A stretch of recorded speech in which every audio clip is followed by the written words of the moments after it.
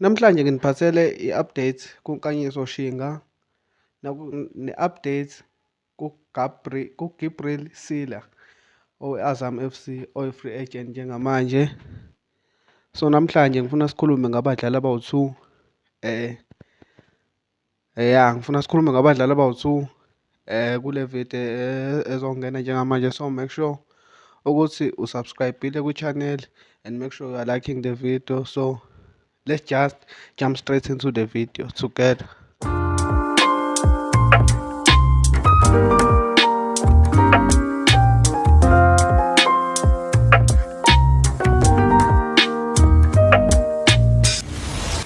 Hello everybody, welcome to my channel. This is Amakhosi Stand Podcast. This is where uzithola zishisa be. My name is Manqoba Nqobo. Bafethu, thank you for supporting my channel. Please ningaye ukungisupporta, subscribe, like my videos and comment on my videos. Ngibonge kulabo abanginikeza ama-advice on how to do my videos. Benginikeza support and motivation. Cela niqhubeke njalo, nami ngizoqhubeka ngilethe iy'ndaba. Kulabo abangangangikholwa ukuthi I am legit.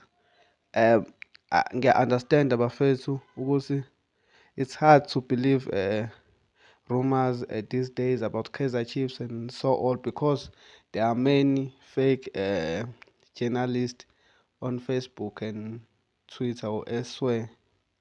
But the news that I have, I first confirmed it on kulamajitha lawa aletha iy'ndaba zeqiniso when it comes on transfers and anything.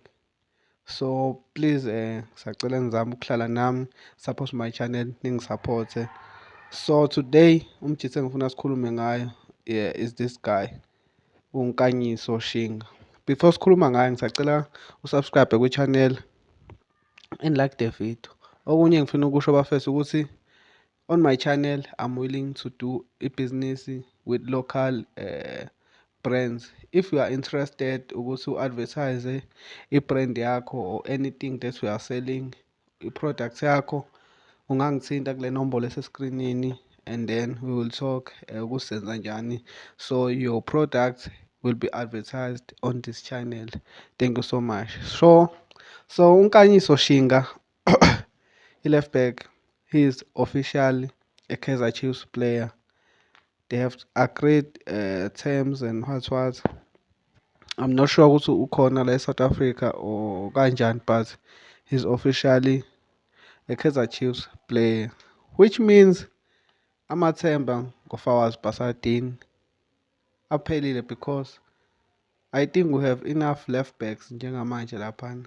I don't think Kaizer Chiefs will go for Fawaz Basadini njengamanje, because we've just signed uNkanyiso Shinga and also Paseka Mako whilst besinaye lapha uBradley Cross. So I don't think bengafuna i-left back S4, yabo sengabe sekuyinto useless. So I think amathemba kaFawaz Basadini singawehlisa kwamanje, but you never know ukuthi kungenzakalani in the coming days.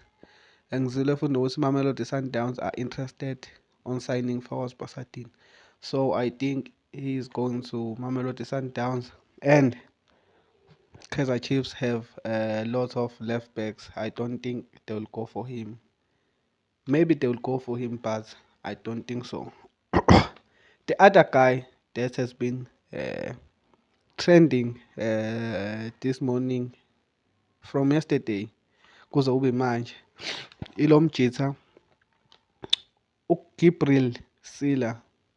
uGibril Sila una 26 years old, uyi-left winger yakwi-Azam. Akavumanga ukusayina i-contract ne-Azam, uyi-free agent. Eyi-free agent enjalo kumagame awu-68 ukora u-assiste waphinde futhi wakora amagoli awu-31.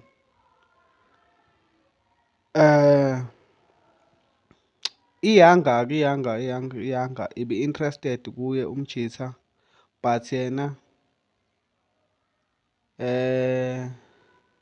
ungamela uku uthi isifiso sakhe ukuyodlalela kwenye i-country, ethole i-challenge entsha, so uyi-reject-ile i-Young Africans, waphinde futhi wayi-reject-a i-Azam. So hhayi ukuthi it's not like ukuthi i-Azam ibisimxosha or something, ibisafuna ukumsayinisa enye i-contract because umdlalo abamthandayo, but the guy decided to not sign the contract and also not sign for Young Africans.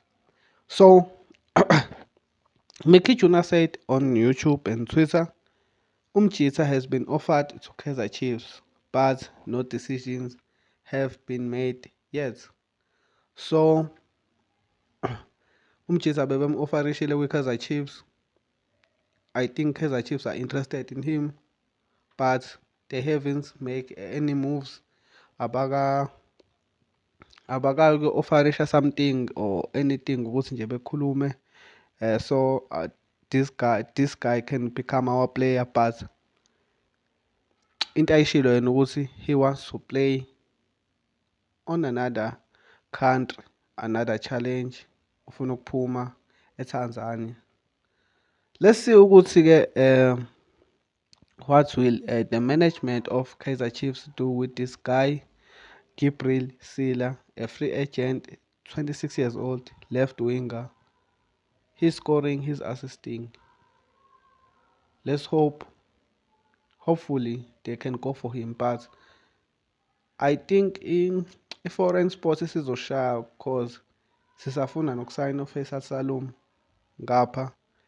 This guy is a free agent. I don't know how many foreign sports are left there because Fiang Krinswar is still there.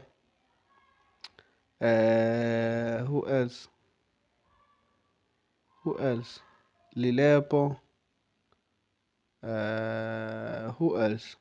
Who else is a foreigner lapha? Angikhumbuli kahle. Oh, Inasho Miguel. So already 3 sports of foreign sports are occupied, and then we want the new guy Flavio Silva, yeah, naye futhi uyi-foreign, and sifuna Faisal Salum, maybe Friak Prinsware, hopefully he's going and open the foreign sports lapha kwi-Kaizer Chiefs. But what you guys think, ukuthi samdinga uGabriel Sila as a free agent, or we can just forget about him and focus on our guy Faisal Salum, or take them both and get rid of Friak Prinsware? You can comment down below, like the video. Thank you so much for commenting, subscribe. I love you so much, guys. So this number that is on screen right now, please make sure you catch me on WhatsApp, Sixoxe about business, so I can advertise your products. Noma kuthiwa yini oyidayisayo, I can advertise it here. Yeah, thank you so much, guys, for watching. I'll see you on another video with another update ukuthi kwenzakalani nge-Kaizer Chiefs. Thank you so much.